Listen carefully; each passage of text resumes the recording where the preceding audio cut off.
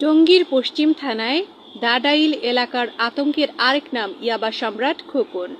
হত্যা, গুম, চাঁদাবাজির অভিযোগে জনজীবন বিপর্যস্ত।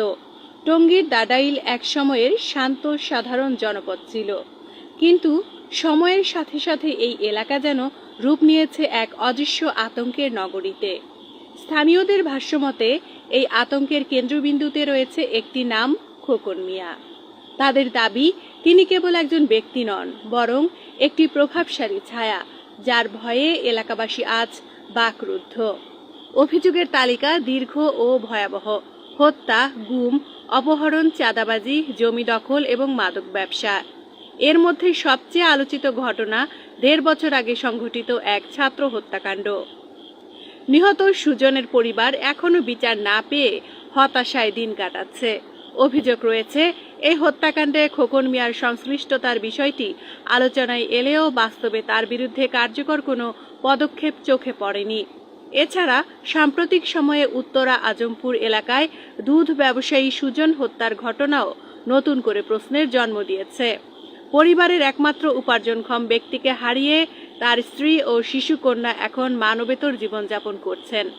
মামলা দায়ের হলেও আসামিদের গ্রেফতার না হওয়ায় ক্ষোভ বাড়ছে ভুক্তভোগী পরিবারের মধ্যে।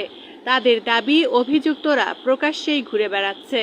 স্থানীয়দের অভিযোগ, টঙ্গী পশ্চিম থানার ৫২ নম্বর ওয়ার্ডের দাডাইল এখন মাদকের একটি বড় ঘাঁটিতে পরিণত হয়েছে।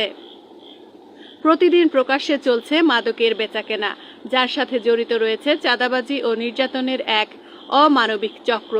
এই পুরো নেটওয়ার্কের কেন্দ্রবিন্দুতে খোকন মিয়া রয়েছেন বলে অভিযোগ এলাকাবাসীর। জমি দখলের অভিযোগও কম নয়। ভুক্তভোগীদের মধ্যে অন্যতম শরাফত মামুন মিয়া। স্থানীয়দের ভাষ্যমতে খোকন মিয়ার লাগাতার হুমকি, জুলুম ও নির্যাতনের মুখে পড়ে তিনি নিজের জন্মভিটা ছেড়ে পালিয়ে বেড়াতে বাধ্য হয়েছেন। বর্তমানে তারা চরম অনিশ্চয়তা ও প্রাণনাশের আশঙ্কার মধ্যে দিন কাটাচ্ছেন। এদিকে রাজনৈতিক অঙ্গনেও দেখা যাচ্ছে এক ধরনের দ্বৈততা। একদিকে বিএনপির ভারপ্রাপ্ত চেয়ারম্যান তারেক রহমান ঘোষণা দিয়েছেন, দলের নাম ব্যবহার করে কেউ চাঁদাবাজি বা সন্ত্রাসী কর্মকাণ্ডে জড়িত থাকলে তাকে আইনের হাতে তুলে দিতে হবে এবং দল থেকে বহিষ্কার করা হবে। অন্যদিকে স্থানীয়দের অভিযোগ, খোকন মিয়া রাজনৈতিক পরিচয় পরিবর্তন করে বর্তমানে বিএনপির কিছু প্রভাবশালী নেতার ছত্রছায়ায় আরও শক্তিশালী হয়ে উঠেছেন। ফলে তার বিরুদ্ধে আইনগত ব্যবস্থা নিতে সংশ্লিষ্ট মহলে অনীহা দেখা যাচ্ছে বলে অভিযোগ উঠেছে। সবচেয়ে উদ্বেগজনক বিষয় হলো, এমন বিতর্কিত অভিযোগে অভিযুক্ত একজন ব্যক্তি ওয়ার্ড কাউন্সিলর প্রার্থী হিসেবে সক্রিয় রয়েছেন। এতে সাধারণ মানুষের নিরাপত্তা নিয়ে নতুন করে শঙ্কা তৈরি হয়েছে। স্থানীয় এক বাসিন্দার প্রশ্ন, আমরা কি এই দেশের নাগরিক না? একজন চিহ্নিত অপরাধী প্রকাশ্যে ঘুরে বেড়াবে আর আমরা ভয়ে ঘরে থাকব? আইনশৃঙ্খলা বাহিনীর পক্ষ থেকে জানানো হয়েছে, অভিযোগগুলো তদন্ত করে প্রয়োজনীয় ব্যবস্থা নেওয়া হবে। তবে একই আশ্বাস বারবার শুনেও বাস্তব পরিবর্তন না আসায় মানুষের আস্থা এখন তলানিতে। টঙ্গীবাসীর একটাই দাবি, অভিযুক্তদের দ্রুত গ্রেফতার করে আইনের আওতায় এনে দৃষ্টান্তমূলক শাস্তি নিশ্চিত করতে হবে। কারণ একটি রাষ্ট্রে আইনের শাসন প্রতিষ্ঠিত না হলে সাধারণ মানুষের নিরাপত্তা কখনোই নিশ্চিত হয় না।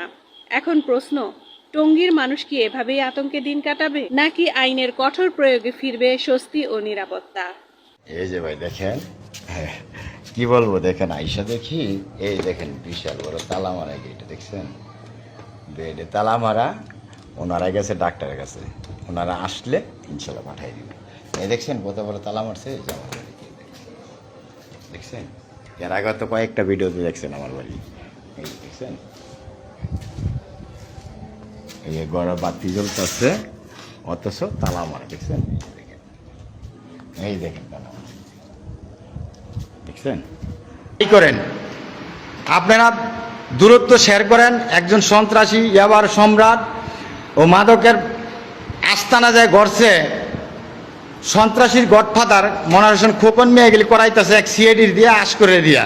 তাহলে প্রিয় দর্শক, আপনারা এই বিচারটা করেন, দূরত্ব শেষ করে দেন, শেয়ার করে দেন, দূরত্ব শেয়ার করে দেন এবং জনগণের সকলকে দেখার, দেশ বাইরে যারা আছে সকলকে দেখার সুযোগ করে দেন। এবং আইন প্রশাসন যারা আছেন, র্যাব, ডিবি, পুলিশ প্রশাসন, প্রত্যেকের কাছে পৌঁছায় দেন, দূরত্ব শেয়ার করে দেন, যাতে এদেরকে বিচার তাড়াতাড়ি আইনের আয়ত্তে নিয়ে করা হয়।